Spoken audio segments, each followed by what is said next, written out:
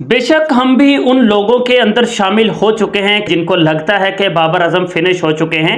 बेशक पिछले 2-4 मैचेस की परफॉर्मेंस बाबर आजम की को देखते हुए मैंने भी कुछ बाबर आजम के बारे में ऐसी बातें बोली हैं कि जो शायद एज ए बाबर फैन मुझे नहीं बोलनी चाहिए थी, लेकिन क्योंकि बाबर आजम ने उस जिम्मेदारी का मुजाहरा नहीं किया था उन दोनों मैचेस में, जिसमें सबसे पहला मैच नेदरलैंड्स वाला था और सेकेंडली ये वाला इंडिया वाला मैच, बिकॉज इन दोनों मैचेस के अंदर कंडीशंस सेम थी। बाबर आजम हीरो बन सकते थे, बाबर आजम के पास एक चांस था हीरो बनने का, लेकिन बाबर आजम ने उन दोनों चांसेस को वेस्ट कर दिया। इसी वजह से बाबर आजम के ऊपर क्रिटिसिज्म हो रहा है कि भाई अगर बाबर आजम बहुत बड़े बैट्समैन हैं तो वो इस सिचुएशन के अंदर पाकिस्तान क्रिकेट टीम को जीत क्यों नहीं दिला पाए। और मिसाल देते हैं जिस तरह से विराट कोहली ने परफॉर्म किया था, 34 रन पे 4 आउट हो गए थे इंडिया के, वहां से वो मैच विन करवा गए थे। तो बाबर आजम के पास भी एक अपॉर्चुनिटी थी कि 21 रन पे पाकिस्तान के 3 आउट थे, वहां से बाबर आजम पाकिस्तान को एक विनिंग ट्रैक के ऊपर लेके जा सकते थे और बाबर आजम अपनी एक नेचुरल गेम जो वो खेलते हैं वो खेल सकते थे। लेकिन बाबर आजम ने वहां पे वो क्रिकेट नहीं खेली, जिसकी वजह से बाबर आजम के ऊपर ज्यादा क्रिटिसिज्म हो रहा है। लेकिन कितने दोगले हैं लोग कि वो लोग जो आज तक बाबर आजम के लिए ये अल्फाज बोलते रहे कि भाई बाबर आजम बहुत स्लो क्रिकेट खेलता है, इसको तेज क्रिकेट खेलनी चाहिए, और पिछले 6 महीनों के अंदर बाबर आजम को फास्ट क्रिकेट खेलने के चक्कर में लगा के जिन्होंने बाबर आजम की नेचुरल गेम तक वेस्ट कर दी, वही घटिया तरीन लोग आज बैठ के बातें करते हैं कि भाई बाबर आजम को स्लो क्रिकेट खेलनी चाहिए थी। जिसके ऊपर फवाद आलम ने बड़ी जबरदस्त कमेंट्स दिए हैं, शोएब मलिक ने भी उसके ऊपर बातचीत की है। वो सब कुछ क्या है उसके ऊपर हम डिटेल के साथ बात करेंगे। उससे पहले हमेशा की तरफ से रिक्वेस्ट करूंगा, वीडियो को लाइक और चैनल को सब्सक्राइब आप तमाम दोस्तों ने लाजमी से करना है। सबसे पहले फवाद आलम ने क्या कहा है वो आप खुद अपने कानों से सुन लीजिए। अब स्ट्राइक रेट करके हमने उसकी क्रिकेट भुला दी, इसलिए तो उसने आज शॉट मार दिया वो निकल के। वरना अगर वही बाबर आजम होता है जो कूल माइंड होता है, आराम से खेलता है, उसको पता है यार कि मैच को लंबा लेकर चलना है, अभी खेलते रहना है, उसके दिमाग में कि मैं बता रहा हूँ सही, अगर बाबर बैटिंग करने आता है ना, वो एक डॉट बॉल होता है ना, वो पता क्या सोच होगा, वो बोलेगा यार वो ये बोल रहा होगा मेरे बारे में। और ये बात फैक्ट है, मानो ना मानो। एग्जैक्टली आई बात समझ में। हमेशा स्ट्राइक रेट का रोना रोया जाता था ना कि बाबर आजम की स्ट्राइक रेट बहुत कम है, बाबर बहुत कम स्ट्राइक रेट के साथ खेलता है। लेकिन बाबर आजम की उसी कम स्ट्राइक रेट को ऊपर ले जाने के चक्कर में बाबर आजम की वो नेचुरल गेम जो वो इतना कूल माइंडेड रह के खेला करता था, उस क्रिकेट को बर्बाद कर दिया इन लोगों ने। और बाबर आजम अगर फेलियर्स का शिकार जा रहे हैं तो वो जस्ट बिकॉज इन लोगों की वजह से जा रहे हैं कि जिन्होंने, देखो बाबर और रिजवान जब पाकिस्तान के ओपनर होते थे, पाकिस्तान की क्रिकेट टीम मैचेस भी विन करती थी, पाकिस्तान की क्रिकेट टीम सेमीफाइनल और फाइनल भी खेलती थी, वर्ल्ड कप के फाइनल भी खेलती थी। ठीक है, हर मैच के अंदर हर बैट्समैन ने परफॉर्म नहीं करना होता, लेकिन किस मैच के अंदर हमारे बाकी बैट्समैन ने परफॉर्म किया ना, सोचने की बात यह है। जब से बाबर आजम का कमबैक हुआ है, या जब से ये लगा ले कि एशिया कप खत्म हुआ था जिसके अंदर बाबर आजम नहीं थे, और एशिया कप के बाद बाबर आजम को पाकिस्तान की टीम के अंदर ले आया गया, तब से लेके अब तक आप अगर परफॉर्मेंसेस देखोगे ना सारे के सारे प्लेयर्स की, आपके सिर्फ 2 ही बैट्समैन टॉप के ऊपर हैं, जिनमें बाबर आजम और साहिबजादा फरहान। ये सिर्फ 2 बैट्समैन आपके टॉप के ऊपर हैं।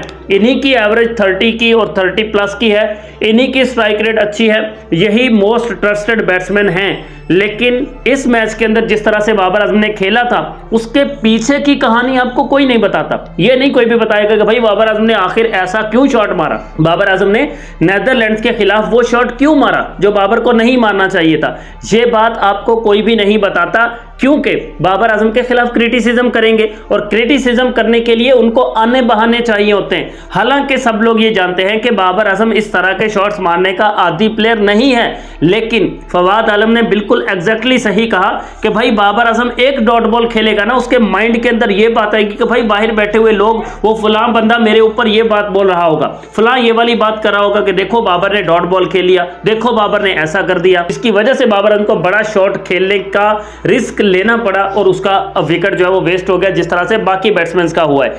शोएब मलिक ने भी इसके ऊपर बातचीत की है, और जो शोएब मलिक ने कहा है टीवी चैनल के ऊपर बैठ के, वो स्क्रीन पे इस वक्त आपके सामने, जिसमें शोएब मलिक ने कहा कि अगर थोड़ा हम पीछे जाए ना तो वहां पे हम ये वाली बात बोलते रहते थे कि बाबर आजम के स्ट्राइक रेट के इश्यूज हैं क्योंकि वो ओपनर आके खेलता है। और आप उसको अब नंबर 4 के ऊपर शिफ्ट कर रहे हो, जहां पे उसको और ज्यादा प्रॉब्लम फेस करनी पड़ेगी स्ट्राइक रेट के हवाले से, जहां पे वो और ज्यादा स्लो क्रिकेट खेलेगा। ओपनर आके तो वो फिर भी कुछ तेज खेल लेता था, लेकिन यहां पे नंबर 4 पे आके तो जब फील्डिंग बाहर होती है, सब कुछ होता है, वहां पे आके तो वो और ज्यादा स्लो क्रिकेट खेलेगा और स्ट्राइक रेट का और ज्यादा इशू बनेगा।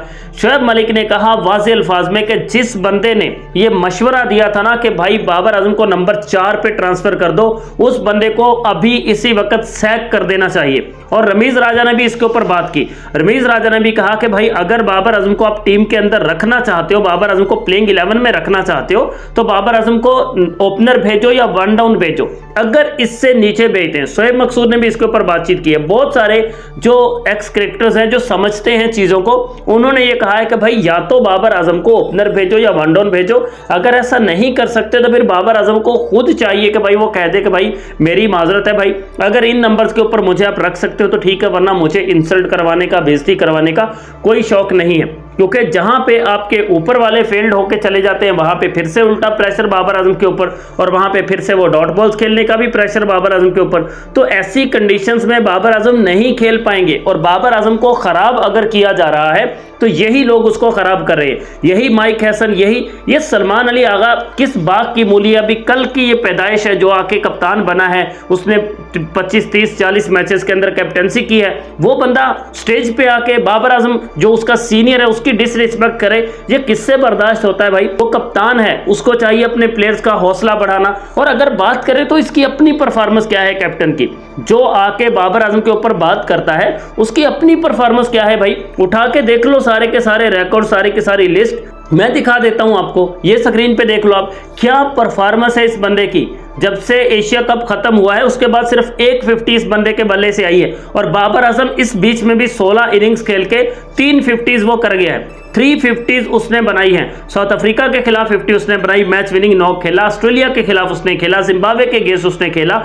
3 मैचेस के अंदर वो मेरा ख्याल 2 मैचेस के अंदर वो 46 एक में किया उसने। तो ऑलमोस्ट उनके अंदर भी 16 में से अगर 3-4 मैचेस या 5 मैचेस के अंदर 50 कर रहा है आपका बंदा, तो वो कोई गलत परफॉर्मेंस नहीं है, वो अच्छी परफॉर्मेंस है। लेकिन जो बंदा उसके ऊपर उंगली उठा रहा है उसकी अपनी परफॉर्मेंस क्या है ये कोई नहीं बताता आपको। और वो जो कामयाबियां जो बाबर आजम की कप्तानी में या बाबर आजम की मौजूदगी में पाकिस्तान ने हासिल की, क्या वो कामयाबियां टीम की मुश्तरका मेहनत का नतीजा थी?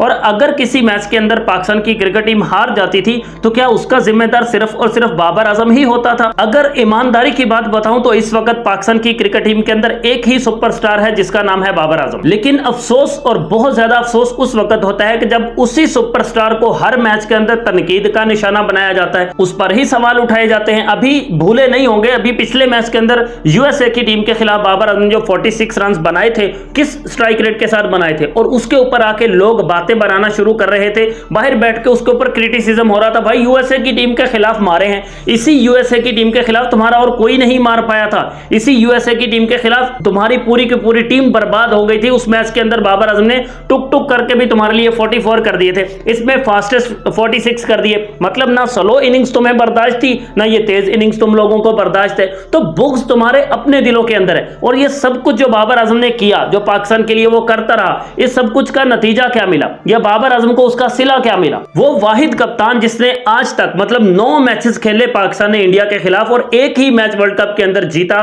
बाबर आजम की कैप्टनसी में, बाबर आजम की परफॉर्मेंस से जीता। इसके अलावा तो कोई आपका नहीं जितवा पाया। इस सब कुछ के बदले में आपने बाबर आजम को क्या दिया? उससे कैप्टनसी छीन ली गई, उसकी जो ओरिजिनल पोजीशन थी बैटिंग की, ओपनिंग की, वो उससे छीन ली गई, उसको नंबर 4 के ऊपर भेज दिया गया। नए 4 दिन पहले बनने वाले कप्तान उसको आके क्रिकेट सिखाते हैं, उसको आके क्रिकेट सिखाने की कोशिश करते हैं, उसकी टीम के अंदर जगह बनने या नाम बनने के ऊपर आके बातें करते हैं। जितने भी एक्स क्रिकेटर्स हैं जिनको देख लो टीवी के ऊपर बैठ के, हर जगह पे बैठ के बाबर आजम के ऊपर ही तनकीद करते हैं। अगर मैं आपको रियलिटी बताऊं ना, अगर रियलिटी, तो रियलिटी यह है कि ये क्रिकेट एक खेल है, एक तफरी है, इसको हम बोलते हैं कि एक इंटरटेनमेंट है। और इसी इंटरटेनमेंट के अंदर बाबर आजम आपको मानना पड़ेगा कि वो आपका सबसे बड़ा सुपरस्टार है। इसी इंटरटेनमेंट के अंदर दुनिया में जब भी बाबर आजम होता है लोग क्रिकेट देखने जाते हैं, बाबर आजम टीम के अंदर होता है लोगों की तवज्जो होती है मैच देखने पर। लेकिन नहीं भाई साहब, यहां पे क्रिटिसिज्म क्रिटिसिज्म क्रिटिसिज्म, और वो भी सिर्फ एक ही बंदे के ऊपर। तो जो अपने स्टार्स की रिस्पेक्ट नहीं करते, जो देखो इस हार के अंदर जो इंडिया के हाथों हमें हार मिली है, इस हार के अंदर क्या अकेले बाबर आजम की परफॉर्मेंस की वजह से हम हारे? जो कप्तान ने इतने ब्लंडर किए वो किसी को दिखाई नहीं देते, या बाबर आजम से ऊपर आने वाले 3 के 3 बैट्समैन फ्लॉप हुए वो किसी को दिखाई नहीं देते, शाहीन शाह अफरीदी की बॉलिंग किसी को दिखाई नहीं देती, शादाब खान जिसने सबसे घटिया तरीन परफॉर्मेंस दी उसकी आपको कोई दिखाई नहीं देती परफॉर्मेंस।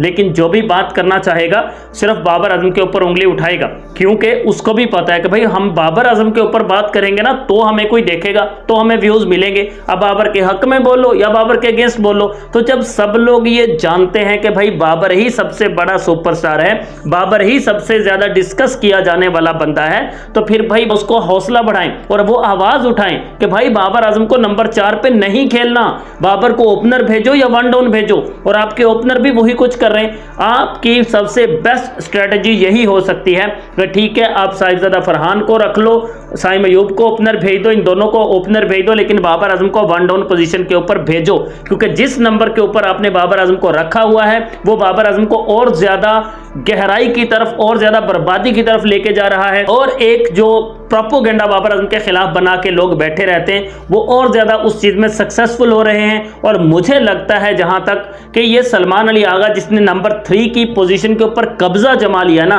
ये भी खुद की टीम के अंदर जगह बनाने की कोशिश कर रहा है कि भाई मैं कहीं ना कहीं टीम के अंदर ऐड हो जाऊं। वरना एशिया कप के बाद तो इसके ऊपर भी आवाजें उठ रही थी कि भाई सलमान अली आगा की तो टीम में जगह ही नहीं बनती, और बनती भी नहीं है, ये सब लोग जानते हैं। लेकिन हमने मिनो टीम्स के खिलाफ एशिया कप के अंदर जीत ली, हमने ट्राई सीरीज जीत ली मिनो टीम्स के खिलाफ, तो ये सलमान अली आगा आके गिनवाता है स्टेज के ऊपर कि भाई हमने उस टीम को हरा दिया, हमने इतने में से इतने मैचेस जीत लिए, हमने ये टीम बना ली। अगर टीम के ऊपर इतना ही भरोसा है और इतनी ही स्ट्रॉन्ग टीम बना ली है तो फिर आवाजें किस लिए, फिर बाबर आजम के ऊपर क्रिटिसिज्म किस लिए, फिर स्टेज के ऊपर खड़े होकर ये बातें किस लिए, प्रेस कॉन्फ्रेंस के अंदर ये बातें किस लिए कि हम बाबर को बाहर भी बिठा सकते हैं, फखर जमान को बाहर बिठा सकते हैं। वाई भाई, वो आपके सीनियर क्रिकेटर्स हैं, उनको रिस्पेक्ट चाहिए, उनको आप जैसे 4 दिन पहले बनने वाले कप्तान से डिसरिस्पेक्ट नहीं चाहिए। आप कमेंट सेक्शन में बता सकते हो कि क्या बाबर आजम को पाकिस्तान की टीम के अंदर रहना चाहिए या उसको लीव कर देना चाहिए। बाबर आजम को खुद कह देना चाहिए कि भाई मैं नंबर 4 पे नहीं खेल सकता हूं, ओपनर भेजना है तो भेज दो,